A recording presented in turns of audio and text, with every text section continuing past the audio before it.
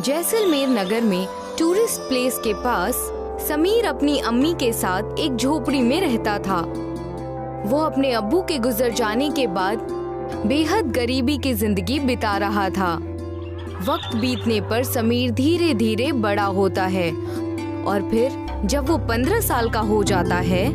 अम्मी, क्या हम लोगों का इस दुनिया में कोई नहीं है? ना ही हमसे कोई रिश्तेदार मिलने आता है और ना ही हमें कोई फोन करता है। बेटा, है तो बहुत लोग, लेकिन सिर्फ कहने के लिए। कहते हैं ना, सुख के सब साथी हैं, पर दुख में कोई साथ नहीं देता। अम्मी, मेरे सब दोस्त कहते हैं कि तुम्हारा तो इस दुनिया में कोई भी नहीं है, तुम लावारिस हो। नहीं बेटा, मैं हूँ ना तुम्हारे लिए। तुम परेशान मत हो, हमारे दिन जरूर बदलेंगे। फिर उन लोगों को तुम भी जवाब दे पाओगे। हाँ अम्मी, सही कहा आपने। चंपा लोगों के घरों में काम करके 2 वक्त की रोटी जुटा पाती थी। समीर इस बात से बेहद परेशान होता है। फिर एक दिन वो नदी के किनारे बैठकर सोच रहा होता है। तभी वो नाव की सवारी कराते लोगों को देखता है, तो वो भी ये करके पैसे कमाने की सोचता है। अरे चचा, मुझे भी ये नाव चलानी है और पैसे कमाने हैं। हाँ तो नाव खरीद के ला और चला। अरे चचा, इस नाव को खरीदने में कितने पैसे लगते हैं? ज्यादा नहीं बेटा, बस 20,000 रुपए लगेंगे, खरीद लो। चाचा, ये तो बहुत ही ज्यादा है मेरे लिए। मैं कहाँ से इतने सारे पैसे लेकर आऊँगा? क्या आप मेरी मदद कर देंगे? मुझे कुछ दिनों तक अपनी नाव पर ही काम करने दें, फिर मैं पैसे जुटाकर अपनी नाव खरीद लूंगा। समीर के ऐसा कहने पर नाव वाला सोचता है कि अगर इसको सिखा दूंगा तो मेरी बिक्री कम हो जाएगी, और ये तो नौजवान लड़का है और मुझसे भी तेज काम करके ज्यादा पैसे कमाने लगेगा। फिर मेरी नाव पर कोई नहीं आएगा। ये सोचकर वो कहता है, अरे बेटा, तू अभी छोटा है, नहीं चला पाएगा, और पहले तुझे तैरना भी सीखना पड़ेगा। तब तक कुछ और काम कर ले, पैसे भी कमा ले नाव खरीदने के लिए। ठीक है चाचा। समीर चाचा की बात सुनकर घर चला जाता है। फिर अगले दिन अपने दोस्तों को सारी बात बताता है और फिर अपने घर के हालात भी बयां करता है। वो अपने दोस्तों से कोई काम बताने को कहता है। तब उसका एक दोस्त रुपेश कहता है, भाई, एक बहुत आसान काम है। आने वाले टूरिस्ट लोगों को इस जगह के बारे में बातें बतानी है। हाँ, क्या सच में इतना आसान काम है?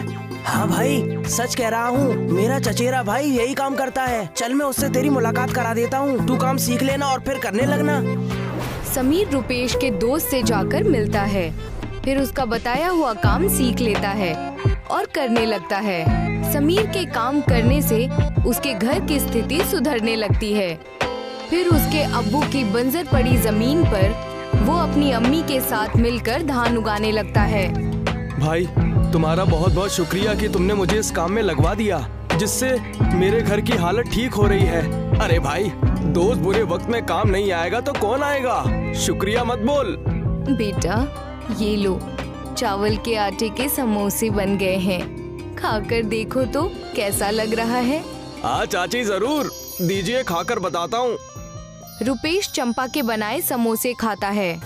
समोसा खाते ही वो अपनी उंगलियां चाटने लगता है और फिर कई बार और मांगकर खाता है और फिर कहता है, चाची, आपने क्या लाजवाब समोसे बनाए हैं। मैंने तो ऐसे लाजवाब समोसे, वो भी चावल के, कभी नहीं खाए।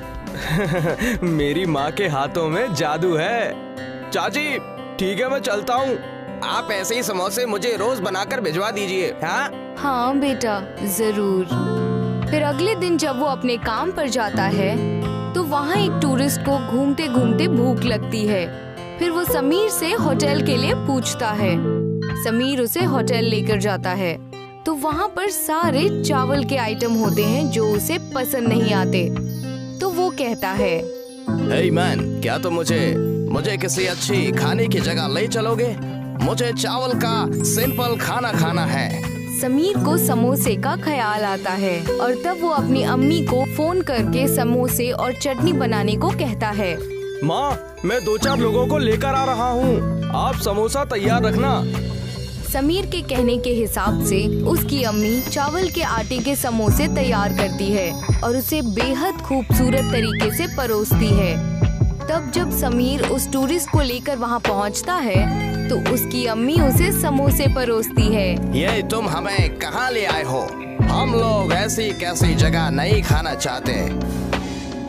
सॉरी जनाब, पर आप लोग परेशान ना हो, ये मेरा अपना घर है और आप लोग एक बार मेरी माँ के हाथों के समोसे खाकर देखें, फिर आपको कोई भी परेशानी हुई तो सबकी जिम्मेदारी मैं ही लूँगा। हाँ साहब, और आप लोगों का मन हो तभी हमें पैसे दीजिएगा, नहीं तो पैसे दिए बिना ही चले जाइएगा।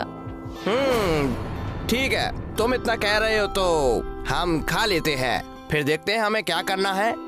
समीर और चंपा के कहने पर वो टूरिस्ट समोसे खाने लगते हैं और उसके साथ दी गई सरसों की चटनी और इमली की चटनी भी खाने लगते हैं। वो लोग समोसे खाकर बेहद खुश हो जाते हैं और फिर और समोसे मांगकर खाते हैं।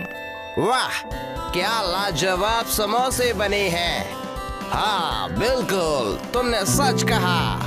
वो उसकी खूब तारीफ करते हैं और फिर समोसे की कीमत से ज्यादा पैसे देते हुए कहते हैं, तुम लोग इसकी दुकान खोल लो, बहुत ही अच्छी इनकम होगी। हाँ जरूर सर, जरूर ऐसा ही करेंगे। टूरिस्ट की कही गई बात को मानकर समीर और उसकी अम्मी मिलकर समोसे की दुकान खोल लेते हैं और उनकी दुकान बहुत जल्दी मशहूर हो जाती है। आसपास के लोग और टूरिस्ट को सबको समोसे बहुत पसंद आते हैं। अम्मी, आपके डिजाइन किए हुए रिंग रोल समोसे और भी लोगों को पसंद आ रहे हैं और नए नए डिजाइन के समोसे बना दिया करो, जिससे लोग और खुश होकर और भी समोसे खरीदे। समीर के कहने से उसकी अम्मी और भी डिजाइन से समोसे बनाने लगती है, जिससे उसकी डिमांड और भी बढ़ जाती है, जिसके लिए और भी लोगों को काम पर रखना पड़ता है और उसके समोसे फिर दूर दूर तक जाने लगते हैं और उसका मुनाफा बहुत अच्छा होने लगता है। ये जानकर फिर मीडिया वाले आकर उसका इंटरव्यू लेते हैं, जिससे पूरे शहर में उसका नाम रोशन हो जाता है, जिसे देखकर उसके खानदान के लोग भी उनसे रिश्ता बनाने लगते हैं। समीर पुरानी बातें भुलाकर सबसे मिलजुल कर रहने लगता है। सीख, अमीरी का साथी हर कोई, गरीबी का साथी कोई नहीं।